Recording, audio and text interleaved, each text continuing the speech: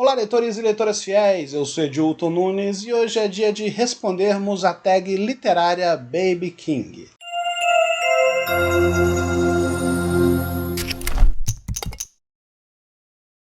Estou falando, é claro, de 100 anos de solidão. Não, bom que eu trouxe um amor nos tempos do cólera, né? Falei de 100 anos de solidão e mostrei o amor nos tempos do cólera. Ô, bicho burro. E eu conheci a confissão no vestíbulo. O trem tá subindo aqui. Tá, beleza. E qual é o tipo de leitura divertida, despretensiosa? Ai, essa foi boa. Longos dias e belas noites, leitores e leitoras fiéis, pistoleiros e pistoleiras do meu Brasil. Hoje é dia de tag literária aqui do canal, da primeira tag literária desse canal. A primeira de muitas, espero eu, né? Já que, na verdade, eu gostei pra caramba de responder esse negócio, achei muito divertido. Mas antes, é claro, de continuarmos, fica aquele meu pedido de like maroto. Se você gosta desse canal, se quer incentivar a produção de vídeos desse canal de alguma forma, curta esse vídeo, compartilhe, se inscreva aqui no canal, ative as notificações aqui embaixo no sininho para que você não perca mais nenhum dos próximos vídeos. Agora, sem mais enrolação e sem mais conversa, vamos para o vídeo de hoje. Bom, quem me marcou para responder essa tag foi o meu amigo Rodrigão, do canal Rodrigão 1002. E quem criou a tag foi a Lilian, do canal Li Num Livro. E essa tag foi criada baseada num projeto de leitura que a Lilian está fazendo lá no canal dela, de leitura dos livros do King em ordem cronológica. Então, se vocês não conhecem o canal nem do Rodrigão e nem da Lilian, eu vou deixar os links na descrição aqui desse vídeo e também nos cards que vão estar aparecendo aí em cima. Eu recomendo muito, são dois ótimos canais e eu fiquei muito feliz do Rodrigão ter me marcado nessa tag para responder ela aqui para vocês. Bom, a tag tem ao todo 7 perguntas inspiradas no universo de Stephen King e eu separei aqui os 7 livros para responder essa tag para vocês. Então, vamos à primeira pergunta. A primeira pergunta é Carrie, um livro com um protagonista meio estranho ou diferentão. E eu já vou começar subvertendo a tag, já vou começar quebrando aí as regras do jogo e ao invés de escolher um livro, eu escolhi uma história em quadrinhos. Estamos falando, é claro, de A Bruxa Margaret. Essa HQ ela foi inspirada na história de uma mulher chamada Dudley Gretch. Eu acho que é assim que se pronuncia, Dudley Gretch. Eu não sei muito bem como é que se pronuncia, mas eu acho que é assim. A Grinch faz parte do folclore flamenco e sua representação mais conhecida está num quadro de um pintor belga chamado Peter Bruegel. O quadro, de 1563, se chama O Velho e mostra Gretch se dirigindo até a porta do inferno, trajando uma armadura e carregando alguns objetos que parecem ter sido saqueados. Tá, beleza, mas aí você vai me perguntar, Edilton, por que esse livro é bizarro? O que essa HQ tem de bizarra? O que ela tem de diferente? Absolutamente tudo. A história inteira é bizarra, a personagem é bizarra e ela é estranha com relação a tudo, não só a fisionomia, né? O comportamento dela é estranho, a sociedade onde ela vive é uma sociedade estranha, as atitudes que ela toma vez ou outra são atitudes estranhas, enfim, essa é uma HQ muito diferente daquelas que nós estamos acostumados a ver no mainstream norte-americano, sabe? Aqueles quadrinhos da Marvel, DC. Essa HQ é completamente diferente disso. A Margaret, como o próprio nome diz, como o próprio título da HQ sugere, é uma bruxa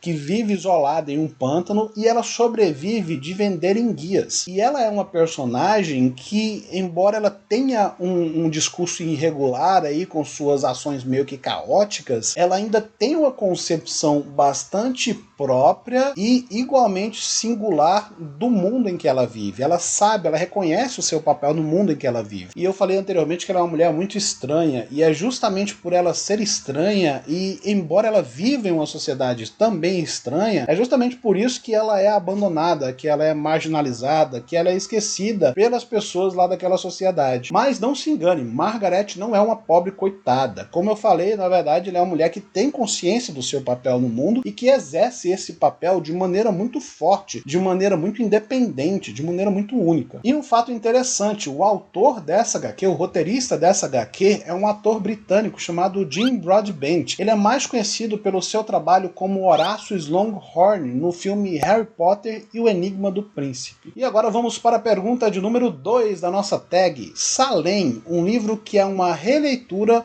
ou é muito parecido com outro livro. E para responder essa tag eu escolhi o livro A Confissão, do autor Flávio Carneiro. O Flávio Carneiro não é um autor muito conhecido, na verdade ele é um autor goiano, mas que mora no Rio de Janeiro, e ele publica pelo selo Companhia das Letras. Ele já escreveu várias colunas para o Jornal Popular aqui de Goiânia também, e ele também tem uma série de livros policiais que é muito boa. Futuramente, provavelmente, vai ter algum vídeo aqui no canal sobre essa série. E eu conheci esse livro através do vestibular da Federal aqui de Goiás. Na época em que eu fiz vestibular para a Federal daqui, esse era um dos livros obrigatórios, né? Uma das leituras obrigatórias do vestibular daquele ano. Bom, mas do que fala esse livro? Esse livro conta a história de um homem sem nome, esse personagem inicialmente não tem nenhum nome, e esse homem, ele rapta uma mulher e mantém ela em cárcere privado. E o livro inteiro é uma espécie de monólogo, onde ele explica para essa mulher quais são as intenções dele, por que ele raptou ela, o que ele pretende fazer com ela, e ele fala um pouco sobre o passado dele, antes dele raptar ela. E é um livro extremamente dinâmico, extremamente divertido, é o tipo de livro que você começa a ler em um dia e no outro, quando você menos espera, você já terminou. Aí você vai falar: "Ah, Edilton, mas esse livro não se parece com nenhuma história que eu conheço, essa história é muito genérica, pipipi, papapó." Na verdade, esse livro inteiro é uma releitura não apenas de uma história específica, mas de um mito específico da literatura gótica. Eu não vou entrar em detalhes sobre qual é esse mito, porque isso também faz parte da história. Faz parte também do plot twist que vocês vão estar descobrindo aí mais ou menos na metade do livro. Mas o livro inteiro, como eu falei, é uma releitura aí de um mito da literatura gótica, e eu acho que vocês vão gostar muito desse livro. Ele é bem facinho de achar, na Amazon ele tá por R$28, R$30, se eu não me engano. Até pouco tempo atrás ele tava esse preço, não sei como é que tá agora, mas de qualquer forma eu vou deixar os links aqui embaixo na descrição do vídeo para vocês estarem dando uma olhadinha. Vamos para a questão de número 3 da nossa tag Baby King, O Iluminado, um livro que não tem quase nada a ver com o filme ou que você não gostou. E eu não poderia deixar de falar de outro livro que não fosse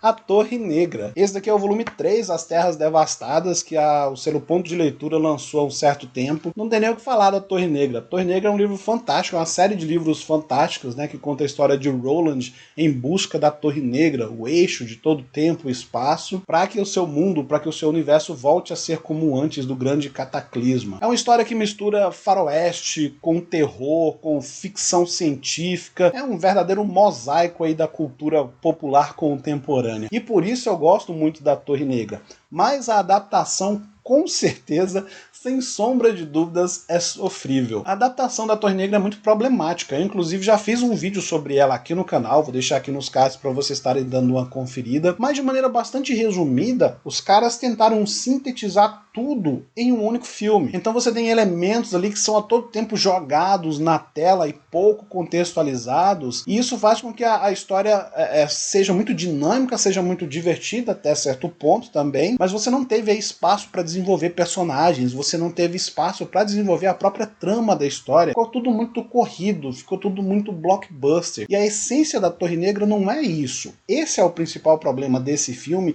e da maioria das adaptações que não conseguem adaptar o King de maneira eficiente. Eu acho que mais importante do que a fidelidade é justamente isso, é o diretor conseguir entender ali os meandros dos personagens, porque o King tem muito disso. O King fala sobre personagens, não sobre enredos. Se a gente pegar as histórias do King para analisar a fio, a gente vai entender que os plots das histórias são completamente ridículos. Se você pega, por exemplo, Christine fala sobre o quê? Um carro assassino. Mas o livro é só sobre isso? Não. O livro é sobre o ciúme, sobre o sentimento de possessão que o Ernie tem com relação ao carro. Se você pega o Iluminado, por exemplo, Iluminado não é sobre um hotel assassino apenas, né? Tem questões muito intimistas e muito próprias ali do King. Tem a questão do alcoolismo, tem a questão do modo como ele lida com as questões familiares. Enfim, é uma série de coisas que o King trabalha nos personagens que enriquece as suas histórias. Então o plot principal não é na verdade o principal, ele é secundário. O principal das histórias do King são os desenvolvimentos do personagem e a forma muito rica como ele consegue fazer isso. E a maioria dos diretores que adaptam King, eles não conseguem captar essa essência e eles acabam fazendo uma adaptação muito superficial baseada no plot principal. E o diretor da Torre Negra pecou muito nesse sentido, né? Mas de qualquer forma eu não vou falar mais sobre isso para não soltar mais nenhum spoiler do filme também. E vou deixar aí, como eu falei, na descrição desse vídeo e nos cards o link para o vídeo onde eu dei a minha opinião bastante pessoal e particular aí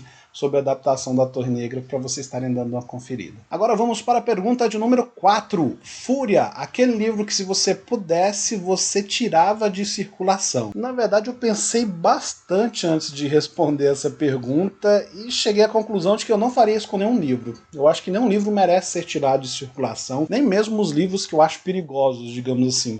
O Mein Kampf, por exemplo, do Hitler, eu acho um livro extremamente perigoso de ser lido, principalmente se ele for lido pelas pessoas erradas. Mas nem esse tipo de livro eu tiraria de circulação também, porque esse tipo de literatura, esse tipo de livro também tem muita coisa a nos agregar. Por incrível que pareça, né, embora a gente conheça todos os horrores aí que rolaram aí no Holocausto, conhecer um pouco da mentalidade do homem por trás disso também tem algo a nos ensinar, principalmente a nos ensinar a não cometer os mesmos erros que nós cometemos no passado. Mas já que é para escolher um livro, tem um livro que eu achei muito chato, muito ruim de se ler, e as pessoas vão querer me matar, porque é um clássico da literatura. Inclusive eu nem tenho ele, deve estar em algum lugar aqui em casa, acho que eu li ele pelo Kindle, se eu não me engano, e é um livro que eu achei muito chato, que eu achei muito monótono, mas o que mais me fez não gostar desse livro foi o tipo de linguagem que era utilizada nesse livro. O pessoal vai querer me matar, mas o livro se chama Laranja Mecânica. É um clássico da literatura mundial. Virou um excelente filme, inclusive, nas mãos do próprio Stanley Kubrick, né, o diretor do Iluminado. Mas é um livro que realmente não me desceu, eu não consegui.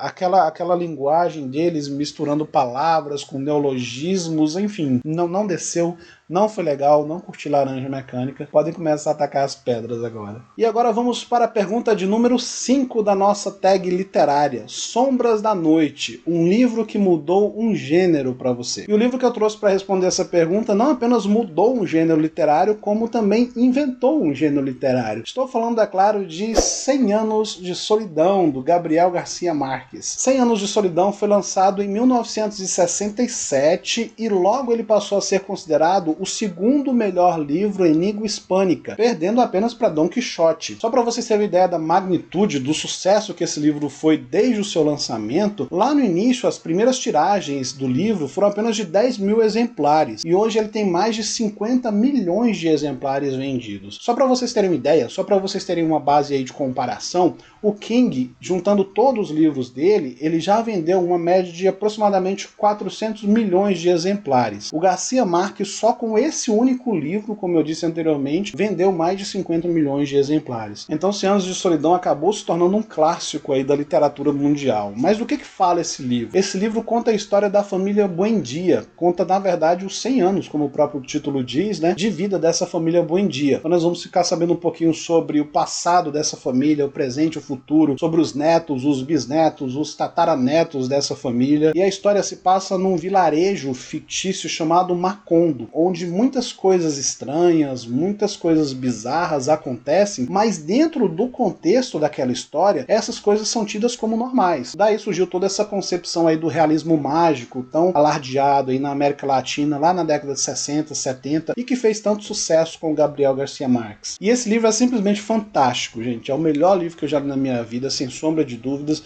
Todos os anos, inclusive, eu releio esse livro, e no mês que vem, depois do dia 10 do mês que vem, eu vou começar, inclusive, a releitura dele, e eu tô convidando uma galerinha que quiser participar dessa releitura conjunta aí, pra gente discutir, pra gente falar um pouquinho mais sobre essa obra. Então, se você quer participar dessa leitura coletiva aí de 100 Anos de Solidão, me procura lá no Twitter, twitter.com/StevenKey_BR, conversa comigo lá, me manda uma DM que a gente organiza direitinho aí essa leitura, para mês que vem a gente desbravar aí o universo de Macondo e dos seus incríveis moradores. Agora vamos para a pergunta de número 6, um livro calhamaço que dá medo de encarar. Na verdade eu não tenho medo de encarar livros grandes, eu gosto muito de ler calhamaços, até porque se eu não gostasse de ler eu nunca seria leitor do King, né? Mas tem dois livros em particular que eu tenho muita dificuldade em começar a leitura deles. Eu já tentei 2 vezes começar a leitura dos dois, mas eu não consegui engrenar na leitura. E são 2 livros que eu ainda quero me forçar a ler, porque eu sei que são ótimos livros, são clássicos da literatura universal, que são Os Miseráveis, de Victor Hugo,